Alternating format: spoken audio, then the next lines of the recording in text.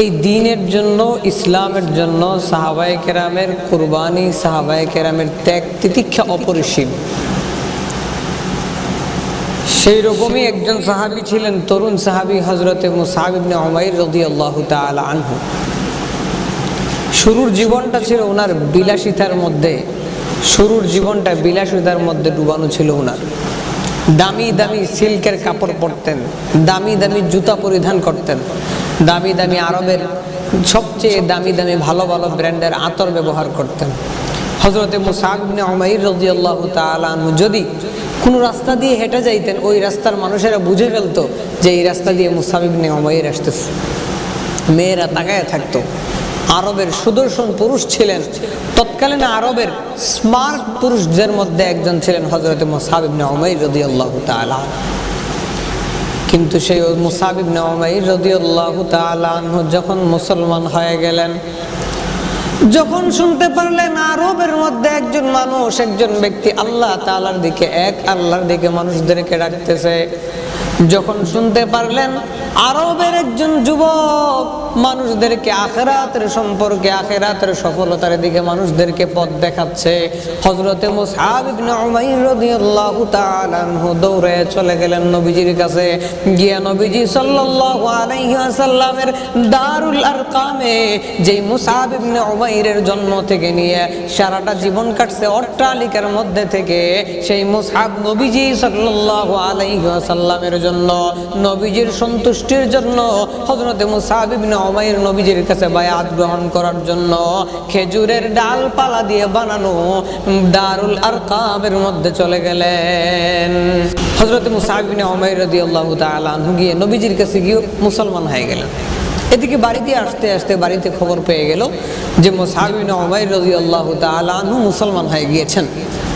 এই খবরটা পাওয়ার পরে উনার মা, এক মায়ের এক সন্তান, মাও কিছু করা ছিলেন, হযরতে মুসআব ইবনে উমাইর রাদিয়াল্লাহু তাআলা আনহুকে বাড়িতে আসার পরেই উনি বন্দি করে ফেললেন।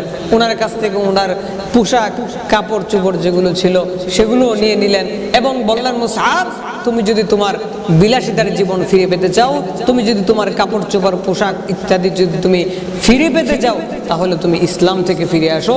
মুহাম্মদের দেওয়া ধর্ম যেটা তুমি গ্রহণ করেছো সেটা তুমি বাদ দিয়ে দাও, তোমার পূর্বের বিলাসিতার জীবন তোমাকে আবার ফিরিয়ে দিয়ে দিব। আর যদি তোমার মুহাম্মদের দিনকে বাদ না দিতে পারো, তাহলে এই দুনিয়ার তোমার এই বিলাসিতার জীবন আর থাকবে না।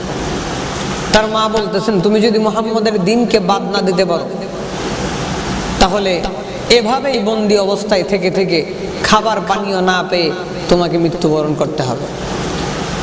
মায়ের এই কথা শোনার পরে হযরতে মুসআব ইবনে উমাইর রাদিয়াল্লাহু তাআলা আনহু বলতেছেন, হে আমার মা, আপনি আমার খাবার বন্ধ করতে পারেন, আপনি আমার পানীয় বন্ধ করে দিতে পারেন, আপনি আমার পোশাক আশাক ইত্যাদি আপনি নিয়ে যেতে পারেন, আপনি আমার পোশাক নিয়ে যেতে পারেন, কিন্তু মা জেনে রাখেন, আমার এখন যেই প্রাণটা আমার দেহের ভিতরে রয়েছে, আল্লাহ যদি এরকম আরো 100 প্রাণ আমাকে দান করে, আল্লাহ 100 বার যদি আমাকে জীবিত করে, তারপরেও আমি মুহাম্মদুর রাসূলুল্লাহ সাল্লাল্লাহু আলাইহি ওয়াসাল্লামের ধর্মের উপরে থেকে, নবীজির দ্বীনের উপরে থেকে, ইসলাম ধর্মে থেকে মুসলমান অবস্থায় আমার 100 প্রাণ কুরবান করতে আমি রাজি আছি।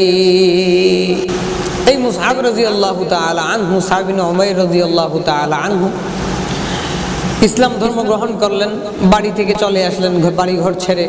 নবীজি সাল্লাল্লাহু আলাইহি ওয়াসাল্লাম ওনাকে মদিনার দাঈ হিসেবে মদিনার মানুষদেরকে ইসলামের পথে দাওয়াত দেওয়ার জন্য পাঠিয়ে দিলেন। হযরতে মুসআব ইবনে উমাইর রাদিয়াল্লাহু তাআলা আনহু মদিনায় গিয়ে উনার মাধ্যমে, উনার দাওয়াতের কারণে মদিনার মানুষদের অন্তরের ভিতরে একটা কম্পন সৃষ্টি হয়ে গেছে, পুরা মদিনায় গুঞ্জন সৃষ্টি হয়ে গেছে, পুরা মদিনার মানুষের ভবিষ্যৎ পাল্টে গিয়েছে হযরতে মুসআব ইবনে উমাইরের দাওয়াতের কারণে। হযরতে মুসআব ইবনে উমাইর রাদিয়াল্লাহু তাআলা আনহুর দাওয়াত দেওয়ার কারণে অধিকাংশ আনসার সাহাবায়ে কেরাম তৎকালীন সময় মদিনায় যারা ইহুদি ছিলেন, হযরতে মুসআব ইবনে উমাইর রাদিয়াল্লাহু তাআলা আনহুর দাওয়াতের প্রভাবে প্রভাবান্বিত হয়ে তারা মুসলমান হয়ে গিয়েছেন। হিজরতের পরবর্তীতে হযরত মুসআব ইবনে উমাইর রাদিয়াল্লাহু তাআলা আনহু যখন দ্বিতীয় যুদ্ধ উহুদের যুদ্ধ শুরু হয়ে গেল, নবীজি সাল্লাল্লাহু আলাইহি ওয়াসাল্লামের কাছে হযরত মুসআব ইবনে উমাইর রাদিয়াল্লাহু তাআলা আনহু যুদ্ধে অংশগ্রহণ করলেন। যুদ্ধ চলতেছে, হযরত মুসআব ইবনে উমাইর রাদিয়াল্লাহু তাআলা আনহু নবীজির কাছ থেকে সরেন নাই।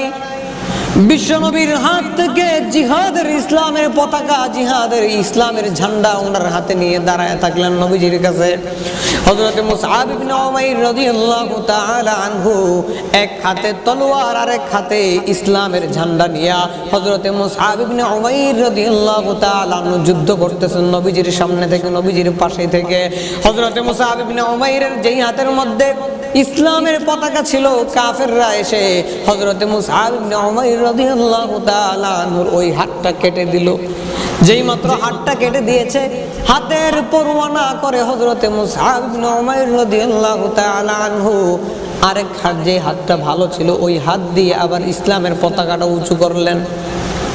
আরেকটা কাফের এসে, আরেকজন বিপরীত বিরোধী দলের আরেকটা সৈন্য এসে হযরত মুসআব ইবনে উমাইর রাদিয়াল্লাহু তাআলা আনহুর আরেকটা হাত কেটে দিল। ওই হাতটা কেটে দেওয়ার পরে হযরত মুসআব ইবনে উমাইর রাদিয়াল্লাহু তাআলা আনহু তারপরে ইসলামের পতাকা লা ইলাহা ইল্লাল্লাহর পতাকাটাকে জমিনে ফেলে দেন নাই। দুনো হাত কেটে দেওয়ার পরে বুকের সাথে দুনো হাতটা দিয়ে বুকের সাথে চাপায়া ধরে রাখছেন হযরত মুসআব ইবনে উমাইর রাদিয়াল্লাহু তাআলা আনহু। তারপরেও যেন ইসলামের পতাকাটা যেন মাটিতে পড়ে না থাকে। দ্বীনের ভালোবাসা অন্তরে ঢুকে গিয়েছে, আল্লাহ এবং তার রাসূলের ভালোবাসা অন্তরে ঢোকার কারণে হযরত মুসআব ইবনে উমাইর রাদিয়াল্লাহু তাআলা আনহু ওই সময় ইসলামের পতাকাটা মাটিতে পড়ে যেতে দেন নাই। দুনো হাতের বাহু দ্বারা বুকের সাথে চাপায়া ধরে রাখছেন। আরেকজন কাফের এসে প্রতিমধ্যেই হযরত মুসআবের বুকের মধ্যে তীর দিয়ে আঘাত করে হযরত মুসআব ইবনে উমাইর রাদিয়াল্লাহু তাআলা আনহুকে পৃথিবী থেকে চিরচর বিদায় দিয়ে দিল।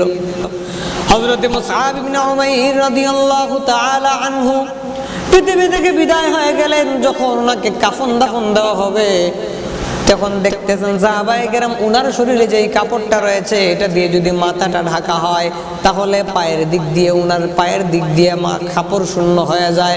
আবার পাটা ঢাকতে গেলে মুখটা বের হয়ে যায়। উনার কাছে এমন একটা কাপড়, যেই কাপড় দিয়ে উনার পুরোটা শরীর ঢাকে না। নবীজি আফসোস করে বলতেছেন, এ সাহাবায়ে কেরাম, মক্কায় থাকা অবস্থায় আমি এই মুসআবকে দেখেছি কত দামি দামি কাপড় পরতো, এই মুসআবকে দেখেছি কত দামি দামি সুগন্ধি ব্যবহার করত, কিন্তু আল্লাহর দ্বীনের জন্য, আল্লাহর ইসলামকে জিন্দা করার জন্য মুসআব নিজের বিলাসিতার জীবন ছেড়ে দিয়ে এমন হয়ে গিয়েছে যে আজকে তার কাফনের কাপড় দিতে গিয়েও কাফনের কাপড় শর্ট হয়ে যাচ্ছে। এই ছিলেন হযরত মুসআব ইবনে উমাইর রাদিয়াল্লাহু তাআলা আনহু। ইসলামের জন্য, দ্বীনের জন্য, নিজেকে মুমিন হিসেবে পরিচয় করার জন্য নিজের জীবনের সর্বোচ্চ সবটুকু ছেড়ে দিয়েছেন। এমনকি নিজের প্রাণটাও আল্লাহর রাস্তায় বিলিয়ে দিয়েছেন। যদি মুসলমান হতে হয়, খাঁটি মুসলমান হওয়া লাগে, হযরত মুসআবের মতোই খাঁটি মুসলমান হতে হবে।